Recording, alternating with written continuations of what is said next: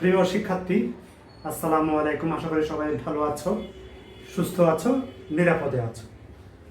তোমাদের সিলেবাসে চিঠি, দরখাস্ত বা আবেদন এরকম একটা বিষয় রয়েছে।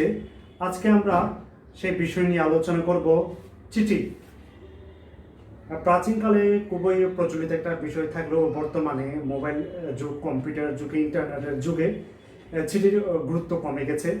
তো আজকে আমরা চিঠি নিয়ে আলোচনা করব না, আমরা আলোচনা করব আবেদনপত্র বা দরখাস্ত। আবেদনপত্র বা দরখাস্ত পরীক্ষার জন্য যতটুকু ইম্পর্টেন্ট তার চেয়ে বেশি ইম্পর্টেন্ট বা গুরুত্বপূর্ণ হচ্ছে যখন আমরা কোনো চাকরির জন্য আবেদন করব তখন সেটা কিভাবে লিখতে হবে, সেজন্য আমাদের কাছে এটা গুরুত্বপূর্ণ। তো আজকে আমরা কিভাবে একটা আবেদনপত্র বা দরখাস্ত লিখতে হয় সেটা নিয়ে আমরা আলোচনা করব। তো আমি আলোচনায় চলে যাচ্ছি। আবেদনপত্র লেখার নিয়ম হচ্ছে, প্রথমে সাদা কাগজে এরকম রুলার টানতে হবে, মার্জিন দিতে হবে। এবং আধুনিক নিয়মে আবেদনপত্র লেখার নিয়ম হচ্ছে, যখন আমরা লেখা শুরু করব মার্জিন থেকে শুরু করতে হবে, অর্থাৎ মার্জিনের সাথে লাগিয়ে শুরু করতে হবে। যেমন প্রথমে দিতে হবে তারিখ, মার্জিনের সাথে লাগানো, এরপরে বরাবর, এরপর বাকিগুলো লিখতে হবে। আজকে আমরা দেখাবো কিভাবে মার্কেটিং অফিসার পদের জন্য আবেদন করতে হয়। মার্কেটিং পদের অফিসার মানে মার্কেটিং অফিসার বিভিন্ন আবেদনপত্র হতে পারে, যেমন অফিসের পিয়ন নিয়োগের জন্য আবেদনপত্র, অথবা ম্যানেজার পদের জন্য আবেদনপত্র। তো আমরা আজকে দেখাবো মার্কেটিং অফিসার পদের জন্য আবেদন। যেমন মার্কেটিং অফিসার পদের জন্য আবেদন করতে হলে প্রতিষ্ঠানে বা কোম্পানির ম্যানেজিং ডিরেক্টর বা ব্যবস্থাপক বা পরিচালক আবেদন করতে হবে, সেটা লিখতে হবে বরাবর ব্যবস্থাপক বা পরিচালক। এরপরে মনে করি সে পরিচালক রেনেটা কোম্পানির, যারা সর্বত্র বাংলাদেশে কাজ করে, সারা বাংলাদেশে কাজ করে, সেটা বাংলাদেশ লিখলাম, না লিখলেও চলবে। বিষয় থাকবে মার্কেটিং অফিসার পদের জন্য আবেদন। এখান থেকে লিখতে হবে মার্জিন সাথে লাগিয়ে, এখানে ফাঁক রাখা যাবে না, যদি এখানে স্পেস দেওয়া হচ্ছে কিন্তু স্পেস বা ফাঁক রাখা যাবে না। আর এই সম্বোধন লেখার পর 2 লাইন দিতে হবে, স্পেস দিতে হবে 2 লাইন। আমি এখানে লাগিয়ে লিখেছি, যেহেতু জায়গা সংকলন হচ্ছে না সেজন্য। বিষয় লিখতে হবে, বিষয় লিখলাম মার্কেটিং অফিসার পদের জন্য আবেদন। এরপরে জনাব লেখার পরে স্পেস দিতে হবে না, বিষয়ের পর আবার স্পেস দিতে হবে, 1 লাইন বা 2 লাইন, সর্বোচ্চ 2 লাইন দিতে হবে। জায়গা থাকলে 3 লাইনও দেওয়া যাবে, কোনো অসুবিধা নেই। জনাব লেখার পর লিখতে হবে সবিনয় নিবেদন, এই যে গত যে তারিখে প্রকাশিত হবে, গত 1/6/2021 ইংরেজি দৈনিক প্রথম আলো পত্রিকায় প্রকাশিত বিজ্ঞপ্তির মাধ্যমে জানতে পারলাম যে আপনার প্রতিষ্ঠানে কিছু সংখ্যক, এখানে কিছু সংখ্যক অনেক সময় পদের সংখ্যা উল্লেখ থাকে, 100 পদ, 200 পদ, 300, 500, 1000 উল্লেখ থাকলে ভালো লেখা যাবে, উল্লেখ না থাকলে কিছু সংখ্যক লিখতে হবে। কিছু সংখ্যক মার্কেটিং অফিসার নিয়োগ করা হবে। উক্ত পদের জন্য আমি একজন প্রার্থী, আমার যোগ্যতা বিবেচনার সুবিধার জন্য আমার জীবন বৃত্তান্ত এই আবেদনপত্রের সাথে সংযোজন করলাম। তাহলে আমি মূল জিনিসটা লিখে ফেললাম।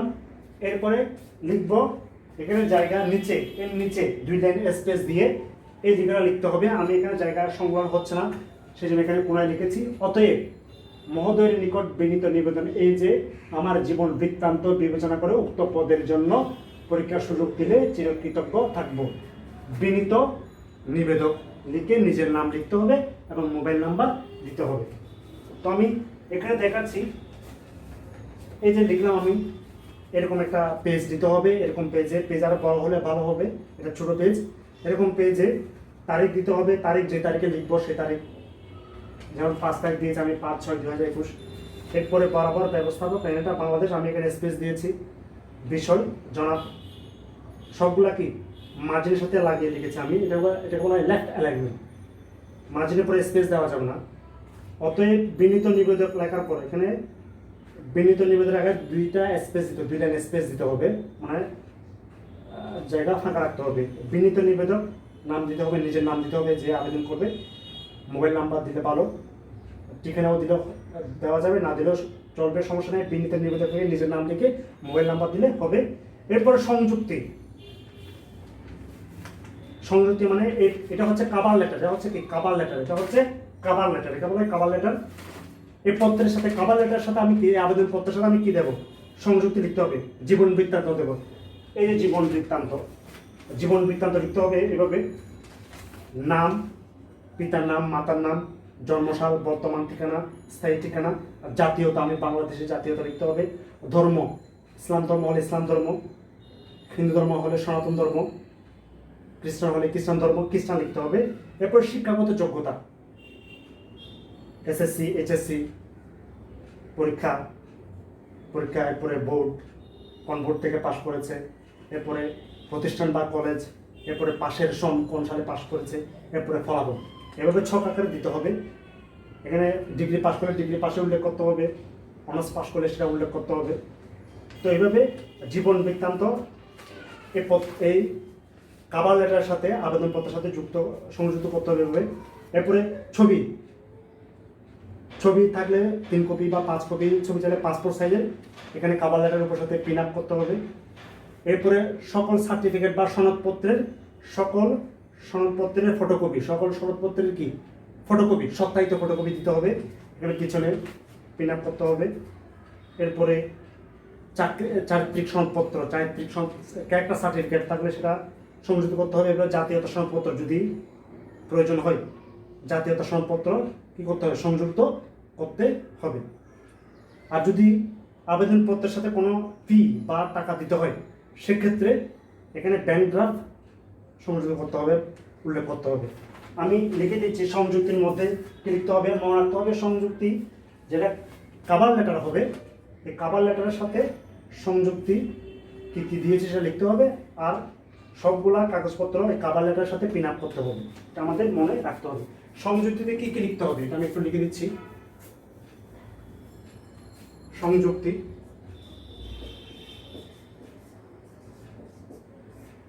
এক,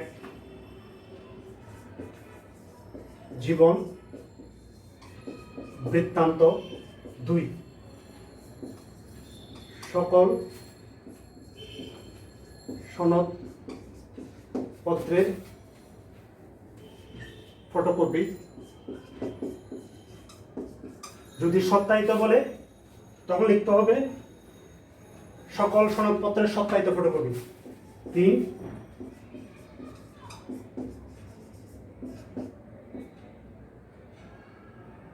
পাসপোর্ট সাইজের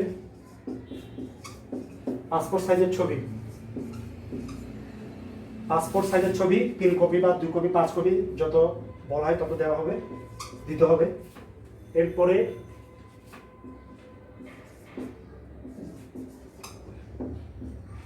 জাতীয়তা সনদপত্রের ফটোকপি, জাতীয়তা সনদপত্রের ফটোকপি। এরপরে চারিত্রিক সনদপত্র,